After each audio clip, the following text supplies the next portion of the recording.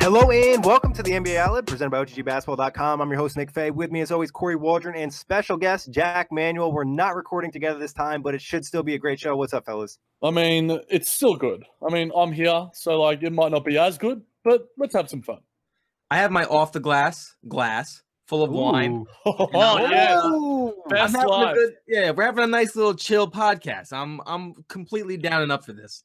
So if he has any hot takes, it's because of the wine, all right? So he gets an excuse today. He's doing his LeBron life. He just walked up into the podcast with his own wine and then the OTG glass. I don't even think LeBron OTG shirt just straight stunting around the house. I don't think LeBron even has his own glasses. So, like, if they're better. Like, we are better than LeBron in all facets. It's the only time we can ever one up LeBron just happened. You know, LeBron, if you want a glass, be sure to hit me up. I'll definitely send one.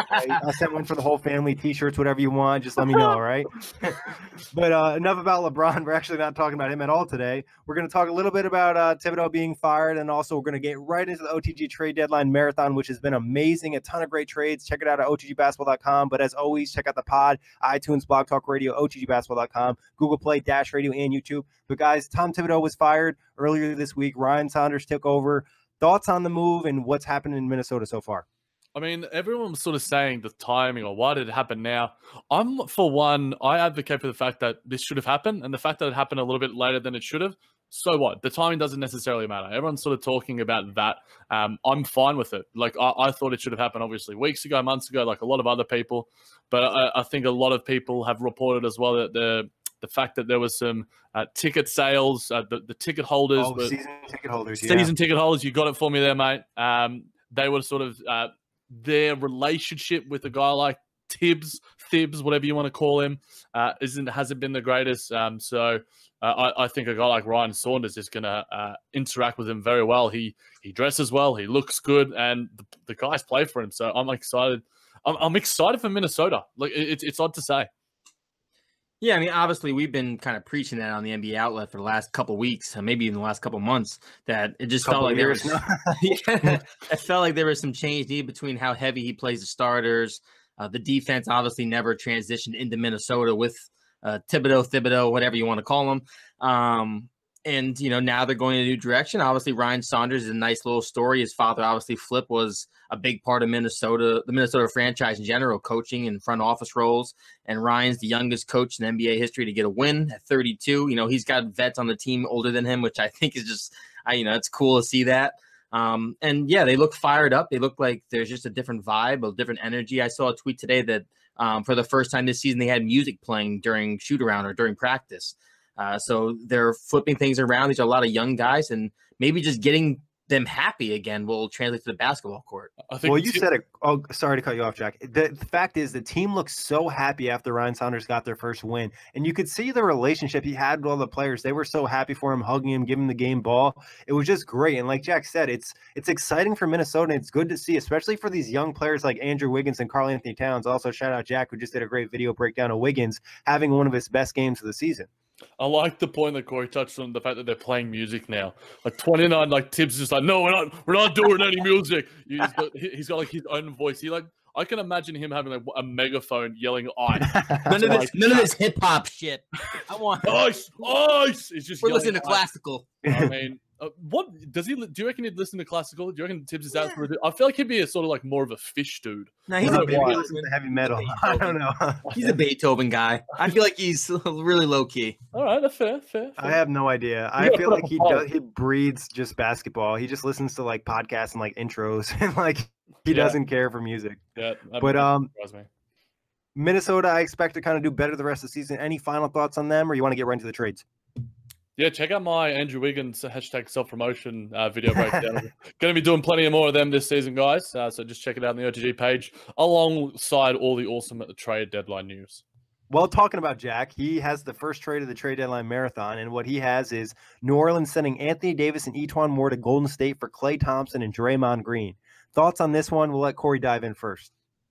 Break the damn internet. Good Lord. This was fiery. Obviously, we got the lowdown on this one in person, off the grid. But this would be the kind of like not desperation move, but the Warriors making a statement that, you know, they still want to be they still want to win. And I think Anthony Davis would be, you know, because you flip out Draymond, who obviously, I don't know if you guys saw the stats, like he's been getting worse and worse defensively the last 3 years, right? And then Clay's actually back to being Clay. You know, he had 41 points or 43 points on 4 dribbles. Like he's back. So we don't have to worry about him. But you know, anytime you could get a guy like Anthony Davis, like for the Pelicans, yeah, you get 2 really good role players to throw alongside Drew Holiday. They're probably actually maybe slightly better because the talent's more dispersed. But obviously, the Warriors went out by having a 3-headed monster in Curry, Durant, and Anthony Davis, the ultimate 3-on-3 pickup team. Oh man, yeah. I mean, I wouldn't call them role players. I think Clay would be like a bigger star. Right. I'm sorry. I didn't mean. Yeah, it's just. Yeah, you meant supercharged role players. Right. But I think New Orleans probably says no because Clay's definitely leaving New Orleans after if he's traded there. Like he's definitely had a good time in New Orleans. Like, could you imagine New Orleans Clay? We're in the B. That'd be fun. It'd be wild for a year, and then he signed with the Lakers. Yeah, probably. That's fair. But AD with Steph and KD would just be ridiculous, and I don't know if anybody could even beat that team, and they'd probably all get swept. Yeah, you just need like. And shout out Etuan more because Jack threw him in there. That just like fills in Clay's role. Not to say he's the caliber player he is, but he is a very good shooter, underrated player. Yeah, I mean, I sort of had to find another guy to sort of put in for salary purposes, and Etuan Moore has been good this season, like legitimately good. Like he's been if they lose him, then they are going to feel that sort of lack of presence of that he gives them some, you know, decent defense and a really good 3-point shooter. So, I mean, this is probably this and the Philadelphia Ben Simmons trade for Davis and whoever are the only ones that I could see that I would probably make if I was Del Demps, because I want a superstar in this. I'm not giving up for Ingram, Kuzma. I'm not on the Kuzma bandwagon. I'm sorry, guys, but he's not a superstar. He's not the level. I don't think he's ever going to be the level of a guy like Draymond Green is. Maybe even a Klay Thompson, whoever you want to argue with, or even a Ben Simmons. I think Ben Simmons has MVP potential. Obviously, the jumper, whatever you want to talk about it, but those guys are transcendent players. Those guys are superstars of whatever you want to classify them as. Whereas if you're getting a Lakers deal, if you're getting a Celtics deal with, you know, Jaylen Brown, Jason Tatum, I guess is a star of sorts. He said he'd trade himself, so maybe Boston does do that. But I sort of wanted to start off with a bang, and I'm glad I could do that. Yeah, you definitely got some attraction for this trade right here. But moving on to the next one, Jeremy Free threw one out there. Denver would receive Aaron Gordon, Amile Jefferson, Isaiah Briscoe for Trey Lyles, Mason Plumlee, Monte Morris, and a 2021 first-round pick. I kind of like this, but I'm also, if I'm Denver, does Aaron Gordon like really flip the needle that much? And in terms of the contract that they've got there, they are going to have to repay a guy like Jamal Murray soon enough. He's going to be, you know, he's streaky a little bit now, but if he keeps going the way that he's going, he's going to earn himself a decent enough payday. So I don't know if you can build around a core of Aaron Gordon, Jamal Murray, Nikola Jokic, and then Paul Millsap if he's there for however long he is. But I don't hate it if it's like a short-term sort of solution because, you know, they're the number 1 seed right now in the West. And if they get a guy like Aaron Gordon, it, you know, elevates their ceiling at least this year. I think losing Monte Morris, I think Monte Morris has been one of the most underrated. I mean, I think he's loved by NBA Twitter and a lot of Nuggets fan, but he has been absolutely superb this season. I think he has sort of left a guy like Isaiah Thomas null and void. Like, and I don't think we expected that coming into the season. I remember doing the pod with you guys when we were talking about the free agency acquisitions, and we sort of like Isaiah Thomas is a nice deal, nice little backup. But Monte Morris has superseded him, and I think he's been really good. But I like where Jeremy's going with this. I like how his mind works. I mean, I just don't understand why Denver. My head simply can't get past why Denver thinks they need Aaron Gordon. Well, Jeremy referenced in the article that Gordon would be the power forward of the future because Millsap's an expiring contract this year. So that would be like the scenario that he's thinking where Gordon, you know, would be the cutting, you know, power forward to the rim, catching passes for Jokic for the dunk. And there's probably still more development to his game. I mean, don't get me wrong. I think Aaron Gordon is, I mean, obviously for what Denver's offense is, he does fit in perfectly. He fits the tempo and everything else. But I mean, I guess more so it's like why I don't see Orlando still being okay with this. I don't know why Orlando would want to have I mean, I guess Monte Morris could be the point guard for the future. I just don't think Orlando would want to sell out on Aaron Gordon for the assets they're getting in return. Yeah, I think they'd want more. They'd probably want a little bit more. I mean, Trey Lyles, though, is a good young power forward that has some potential. Monte Morris, I don't know if I see him as a starter in the future, but definitely as a really good backup. Mason Plumlee's just kind of expiring in the 2021 first-round pick. Doesn't really have a lot of, the attraction to it. I understand, as a last point, I understand moving Aaron Gordon if you think Bamba and Isaac are your front court future. I mean, but at the same time, you've paid Aaron Gordon in the first place as the front office, so you clearly think he's a part of that future. But I can see it from both sides.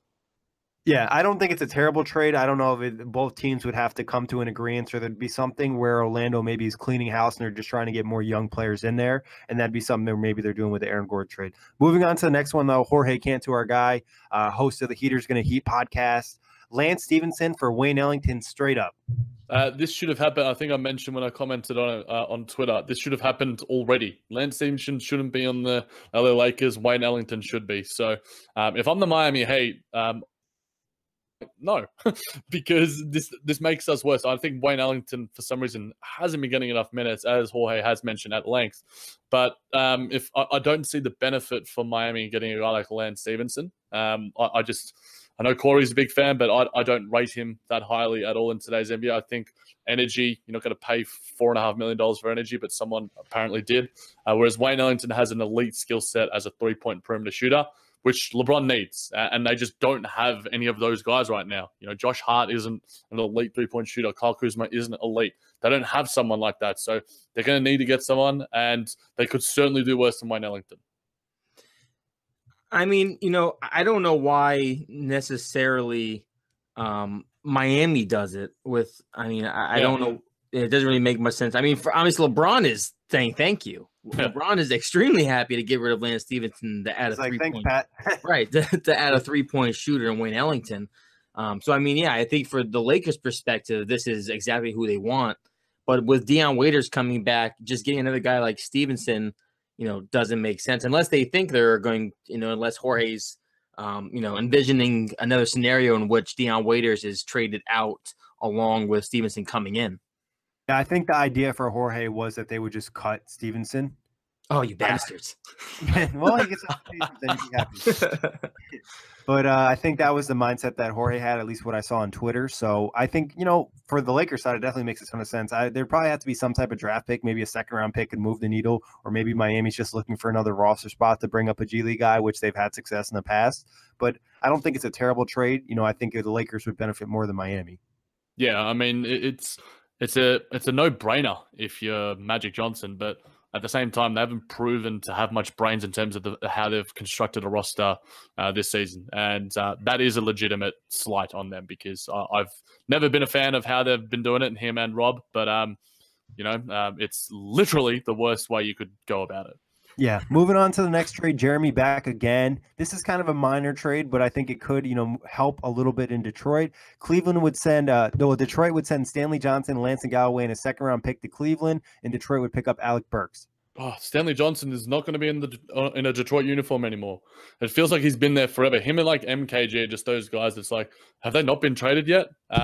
So like mentioned a lot in rumors too. Oh, so much. I mean, our Nets has sort of been around there as well with a guy like Stanley Johnson. But I like this for the Detroit Pistons. And I think if you're chucking in, a pick or two, like sort of Jeremy was mentioning, then I think it can benefit both parties.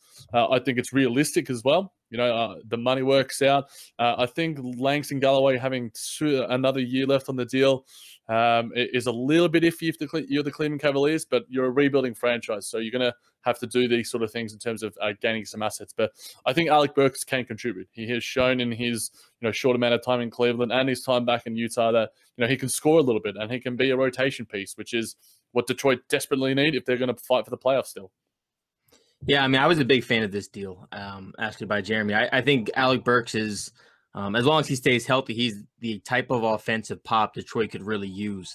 Obviously, Galloway's had some moments this year. Stanley Johnson, I know there's still some people in Detroit, Detroit Twitter at least, that are still on board and think he can be something. I just don't see it. Nope. I think this would be a really good move for Detroit, who seems to be, they're just kind of like teetering right now in the East, especially with the Nets playing so well. Yeah, I agree with both you guys. I think maybe Detroit would have to throw another second-round pick in just because of the Galloway contract. But if not, I think they could definitely do it. And I like what Brooks could bring to that team. Just somebody could go get you some points for a team that really struggles offensively. On to the next one, though. Like we said, we got a ton of trades at OTGbasketball.com. We'll try to get to them all, but we're definitely be dropping them every day up to the NBA trade deadline. But Dalton Pence, who's been a workhorse over on the deadline marathon. Shout out. Massive shout out. Yeah, he's going to probably do 30 trades. He's already got 14 or 15 of them in, so expect to see a lot of his name going forward. But Dallas is picking up Frank Ntilikina, Noah Vonleh, and a protected first-round pick, and the New York Knicks are receiving Dennis Smith Jr. Spicy. Very spicy. I don't mind this. I think that, we've talked about, before in terms of the point guard rotation for the last draft class with Dennis Smith and Frank Ntilikina, Alonzo Ball.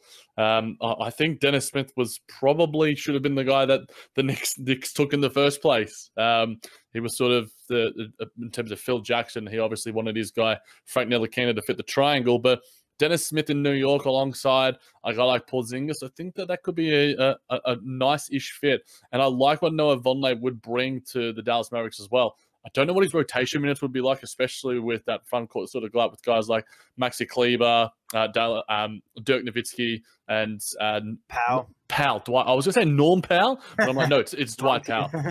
Wrong one. But yeah, Frank Ntilikina as well. I think that the fit alongside Luka is pretty good. I mean, he needs a sort of defensive stopper, and I think a guy like Rick Carlisle, in terms of his coaching acumen, I think he could get the best out of a guy like Frankie. But another good one here from Dalton. Yeah, I'm looking at this from Dallas side. I like this from Dallas' side because obviously Dennis Smith Jr., Luka Doncic has kind of been a weird fit. And Frank Ntilikina comes in, and he can be that defensive stopper, doesn't necessarily obviously do a ton offensively. And I think Carlisle would love a guy like Ntilikina who plays that kind of hard-nosed defensive style. Say it again for me, Kory. What? Say it again for me. What's his name? Ntilikina?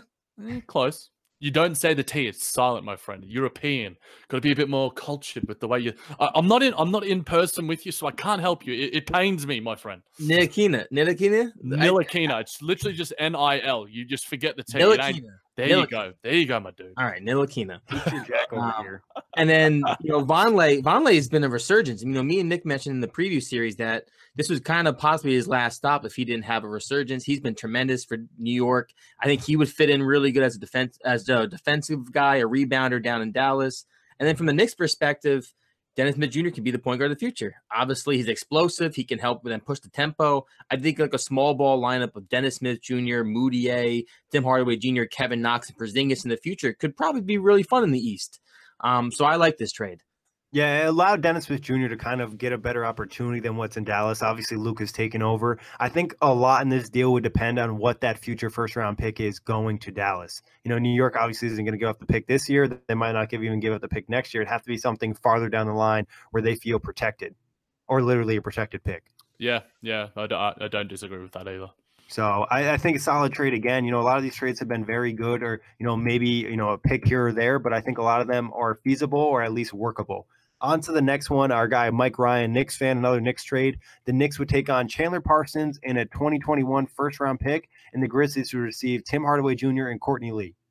Interesting. I know that this has sort of been reported before. I've mentioned on the last outlet that Memphis, I think it was the Grizzly Blues or whatever their SB Nation site was saying that the person running it, he or she was like, I'd love to have a guy like Tim Hardaway Jr. on the roster. So, I mean, our boy Mikey Ryan was listening. I think that if you're Memphis, getting off the Chandler Parsons deal makes a lot of sense.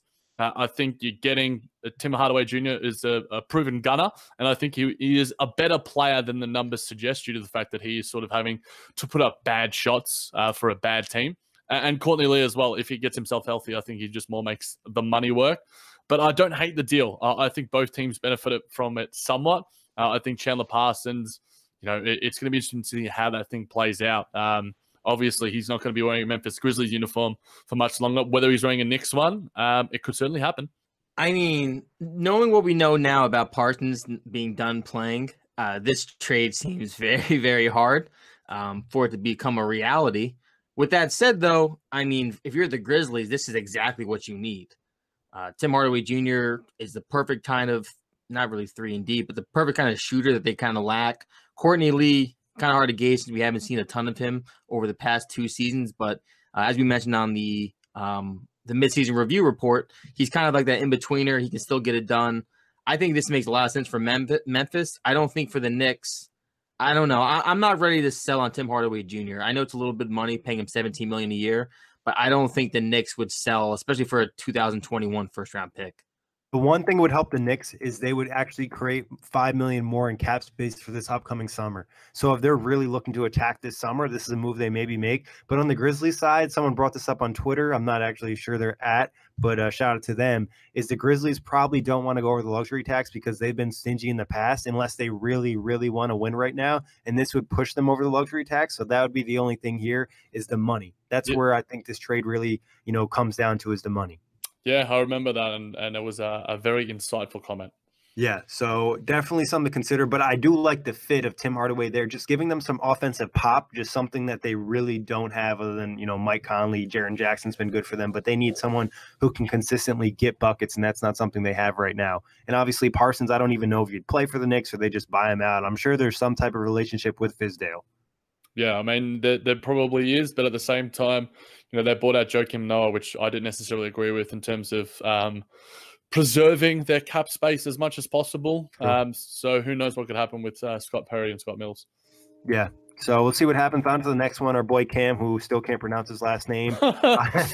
Boston is sending over Aaron Baines, Terry Rozier, and Yabusele to Orlando for Nikola Vucevic. I want to hear Kory say Yabusele before we move on. I'm not gonna lie; it took me a second to pronounce that because go ahead, Kory. Yabusele. There's only one S in his name, bro. Yabusele. That is a tough one because it's not one that you hear on a regular basis. I'm just gonna call him Yabu.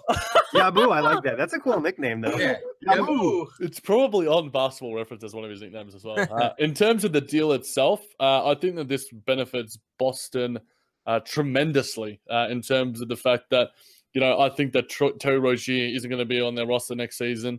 I think Baines is helpful, but not essential. And Yabusele is even more non-essential. Whereas a guy like Nikola Vucevic for this season as a backup 2 and a backup 5, and at times can even start for them if they wanted to rest Al Horford with his sort of knee issues. And Al Horford has talked about wanting to play the 4 a lot. Obviously, in older age, it's harder for him to do that, but gives him some offensive versatility. Definitely gives him some offensive versatility. And I think, he's had a resurgent season, a near all-star, fallen off a little bit of late, but he has still been absolutely sensational for them. And, if they don't want to pay him, they don't have to offer him a big contract when it comes to free agency. So I think it works a little bit better for Boston because I'm not as in on Terry Rozier as a starting point guard going forward. I think that his creation skills aren't as great. But he certainly did prove it in last year's playoffs that he can be a starter. So he'll probably prove me wrong. I'm a big fan of this fictitious deal. I think Vucevic is a perfect kind of obviously Horford's been banged up. I think he's perfect for them to try and win more so now. Like obviously it's a 1-year deal. I think he puts them in a better position to win now. And obviously, as you mentioned, Jack, Rozier is gone. There's probably zero chance they bring him back. And then Orlando, as we know, is one of those teams that's in desperate need of point guard play. So who knows? Maybe Rozier goes to Orlando, he balls out, and Orlando just throws a ton of money at him and goes, okay, we're perfectly fine with you being the point guard of the future. Baines and Yabu, they're just throw-ins. They'll probably get some solid mids. Maybe they could flip down the line. But I think for Boston, getting a piece like Vucevic, who obviously has extended his game to the three-point range, he could actually probably make a huge impact with that, especially on the boards. Yeah, it'd definitely be something interesting. I think Orlando might ask at least for a second-round pick here, just because, like Jack mentioned, the Vucevic is having such a great season. Obviously, Terry Rozier is very good, what we saw last season, and I think they'd have his bird rights, and he's a restricted free agent, so they would be able to retain him. The other 2 pieces don't really move the needle, but it would be something to consider, and I think Boston's maybe one team that actually could take advantage of Vucevic, where a lot of teams would struggle to use him in the current NBA. Yeah, I agree. So on to the next one. Who do we have up next? We have a trade from Kory. Hey! This one is wild. We got a 14 trade here.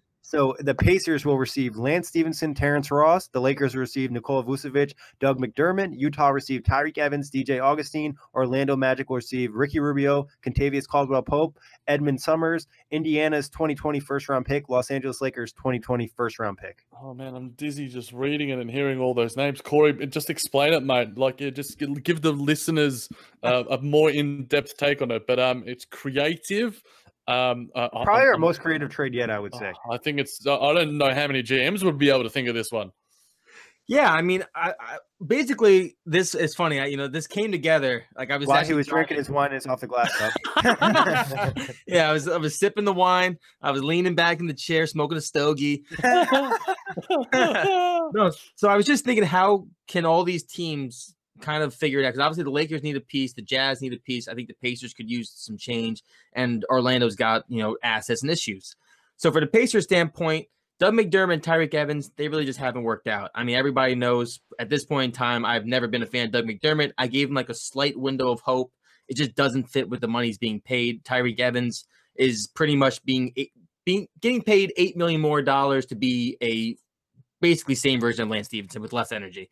So the Pacers get Terrence Ross, who's been a decent perimeter shooter this year. Still has a lot of pop in his step. Lance Stevenson, heart and soul of Indiana still. He comes in, nothing really changes. He just becomes Tyreke Evans. The Lakers, they get Vucevic, which is a clear upgrade over McGee.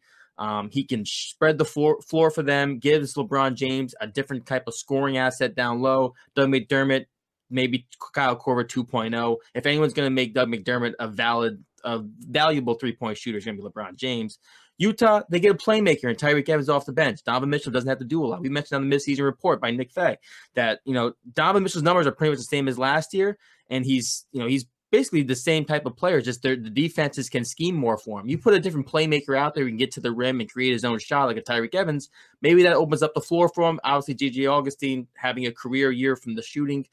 Ricky Rubio kind of sucks shooting-wise.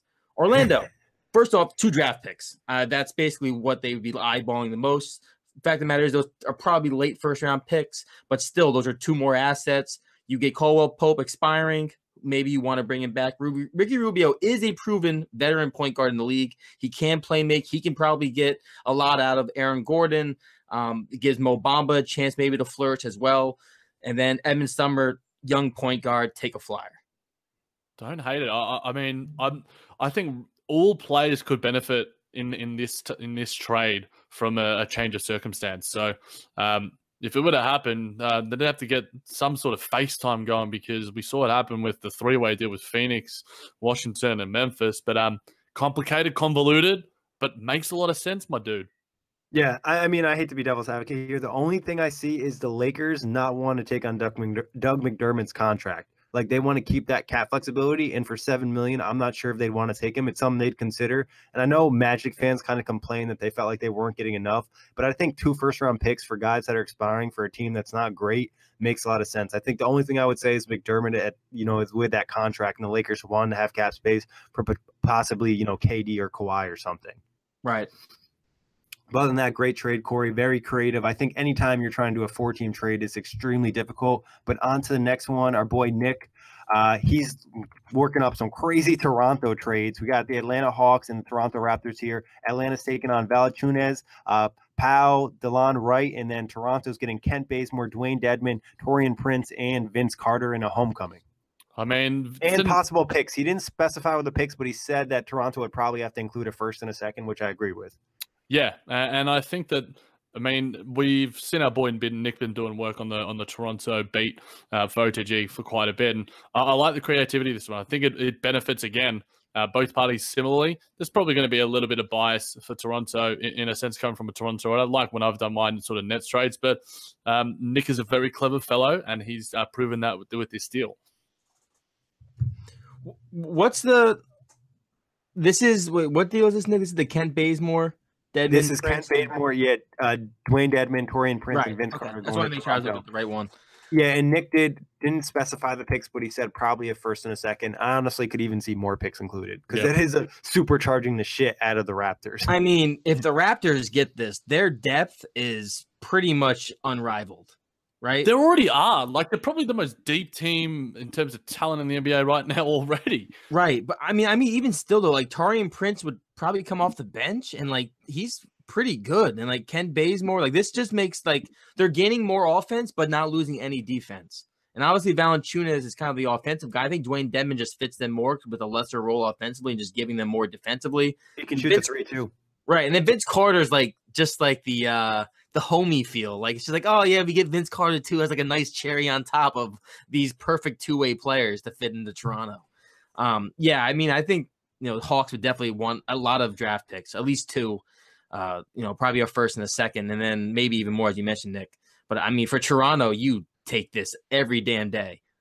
Yeah, and I think DeLon Wright's an interesting player as well for Atlanta coming in. Valanciunas, you kind of know what you're getting. He could be a kind of a stopgap center for a couple years while you're still in that rebuild. And Powell still has something to his game. We saw a couple years ago in the playoffs before he got that big deal. He really showed something. He's kind of regressed a little bit. But he just destroyed the Pacers the other night, so yeah, he's been fresh in my mind. Yeah, he's been good of late. He's taken over CJ Miles' spot in the rotation. I really like what Nick Nurse, how he sort of on a sort of side note, but Norman Powell has been better of late.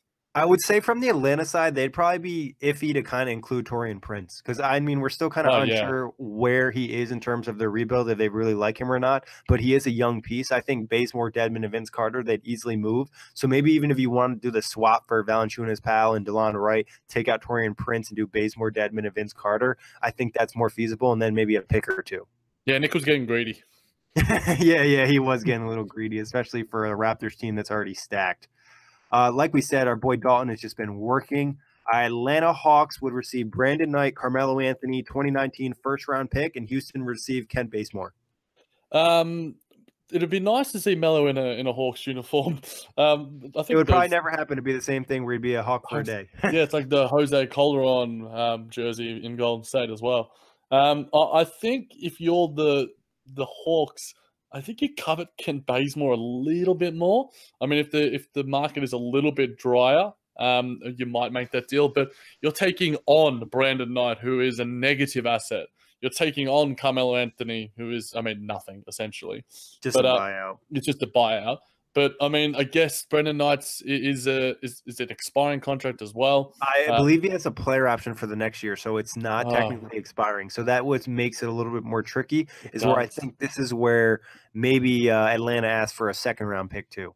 Yeah, or maybe 2 seconds or some cash or something along those lines that would benefit the ownership and GM group, or who knows, maybe even like what's his name, Isaiah, the big guy. Oh, Hartenstein. Hartenstein, that's his name. I didn't want to get it wrong and embarrass myself like Kory does every episode. You have to feel embarrassed to be embarrassed. I'm never embarrassed. Let's clarify that. I'm never embarrassed. That's the tagline for the show right there. We gotta get those on t-shirts. Like get synth on that, Nick. We gotta get like a little cartoon artist to draw. That might be the wine talking though. I'm not sure. It's true. Alcohol does hide a lot. But yeah, in terms of this deal, I think that if you're Atlanta, you can do better. Yeah, I mean, I would hope Melo gets a different jersey number 2, because I know there's like a Melo fan who buys every single jersey, and he bought like a Melo Hawks jersey. I think Zach Lowe requested one. That would be awesome. But I mean, if for Atlanta, sure, I guess. I mean, I don't know why Atlanta necessarily wants to bring in Melo, because we don't really think Melo's that veteran presence. Yeah, I think it'd be a straight up buyout. Right. And then, I mean, for Houston, though, they could use a guy like Kent Bazemore. He can play make a little bit. He plays solid defense. He does a little bit of everything. I think Kent Bazemore would be a fine addition to the Houston Rockets and definitely help them as they continue to rise in the Western Conference standings. Yeah, I think Jack was pretty spot on. Hartenstein or maybe a pick included here could get the deal done, because Atlanta would still save, I think, $4 million in cap moving forward, which would maybe allow them to take another salary dump in the following season, which is ideal for a rebuilding team, which we've seen work for a couple squads. But again, Dalton's doing a great job putting out a lot of trades. Back to another Nick trade. This one is probably even crazier. We got the Raptors and the Nuggets here. You know, the Raptors are taking Paul Millsap, Gary Harris, Trey Lyles. Denver's taking Kyle Lowry, Norman Powell, and CJ Miles. I mean, whoa.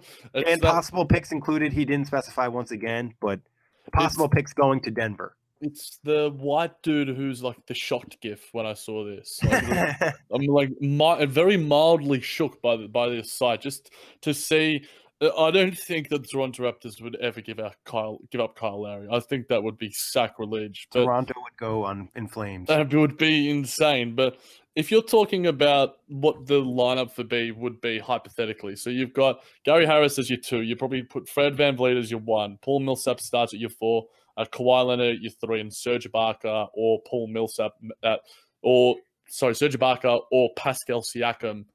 You got to put in Pascal. So maybe Serge comes off the bench. But that's some deep front court depth, and Gary Harris is really, really good.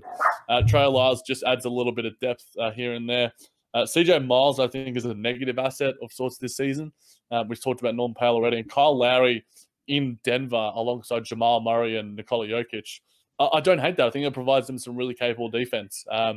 So I think that this is beneficial in different ways for both sides, but a little bit crazy. My boy Nick's might be sipping some of Kory's juice.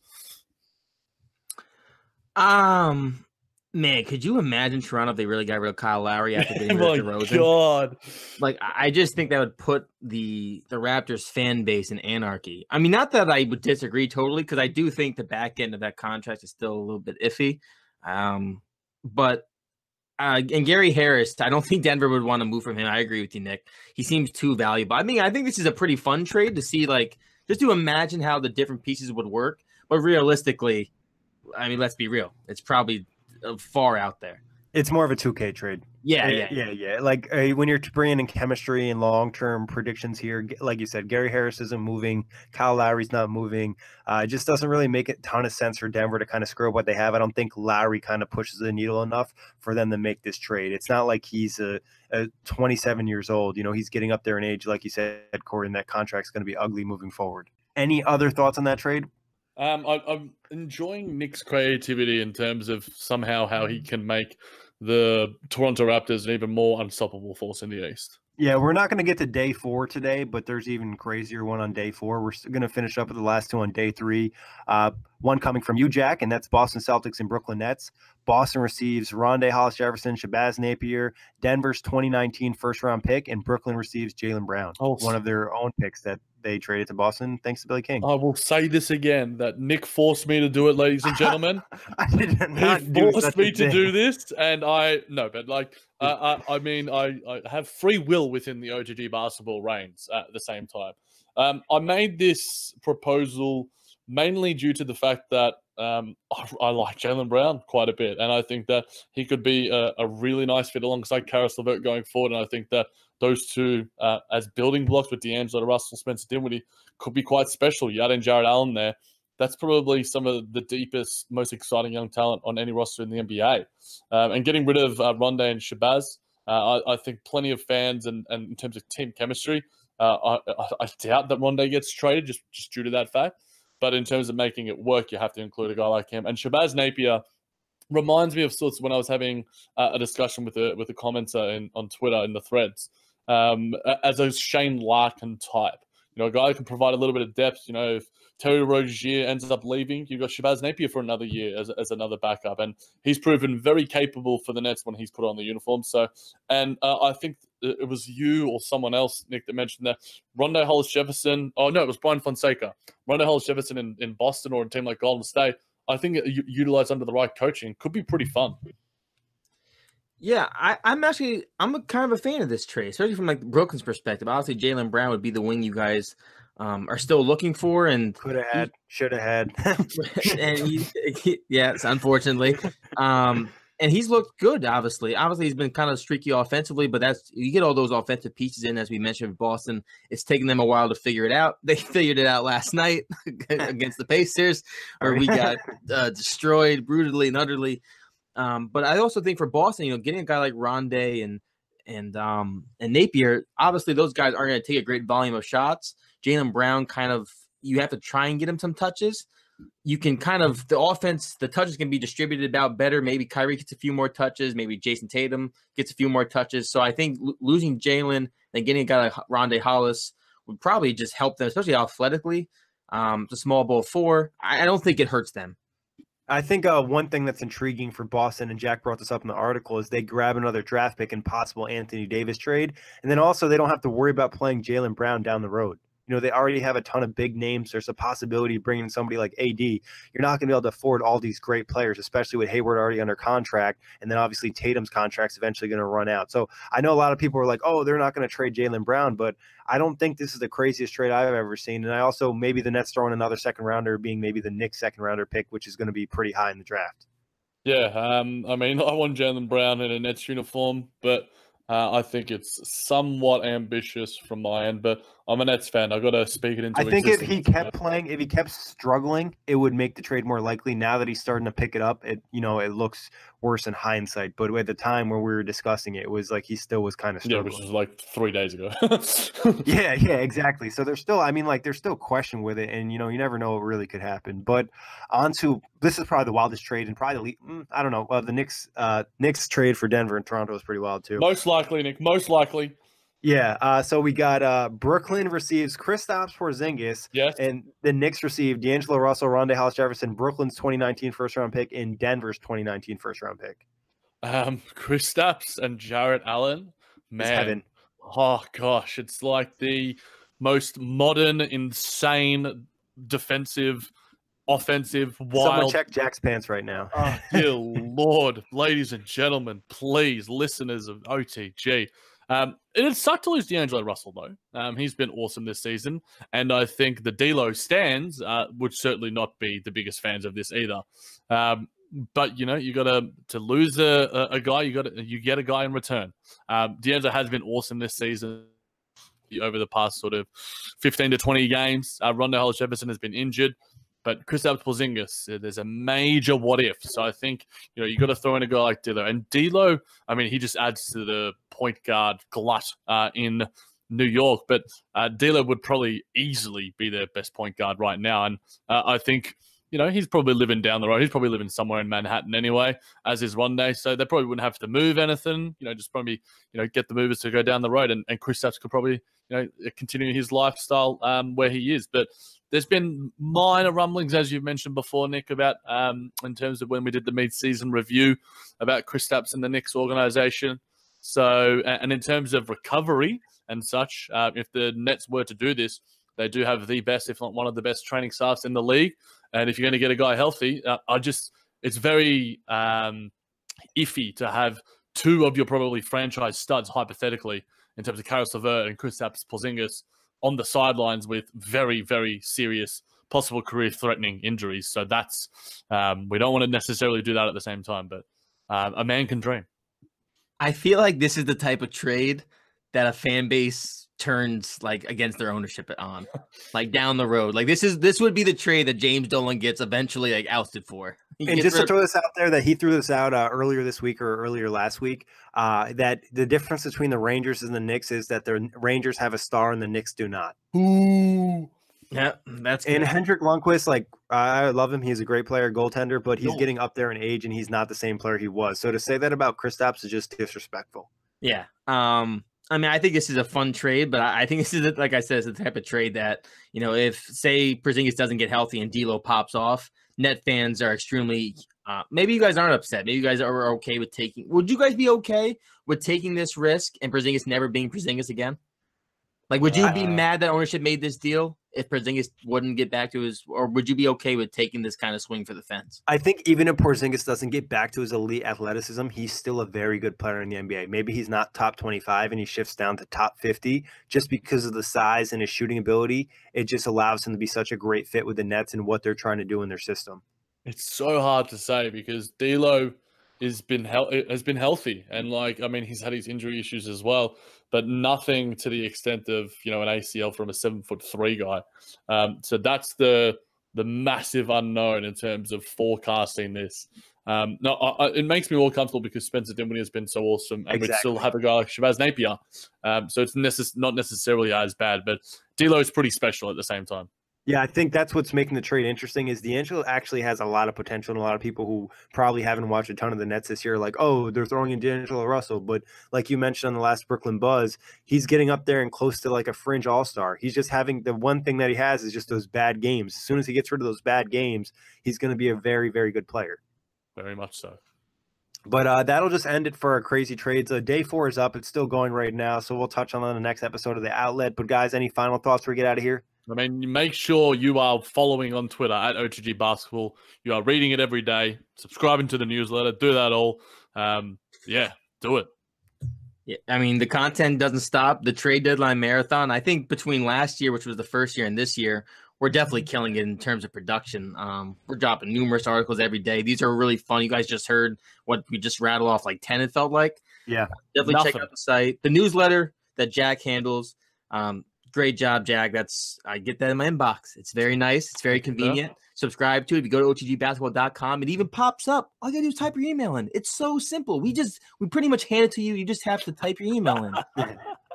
And that's the wine talking. No, that wraps it up for the podcast. Also, shout out all the pods we got here: JBT, Full Access Hoops, Brooklyn Buzz. Heater's gonna heat. A lot of great pods out there. Player Watch. But as always, guys, thank you for listening. Check us out: iTunes, Blog Talk Radio, OTGBasketball.com, Dash Radio, YouTube, and Google Play. Follow, subscribe.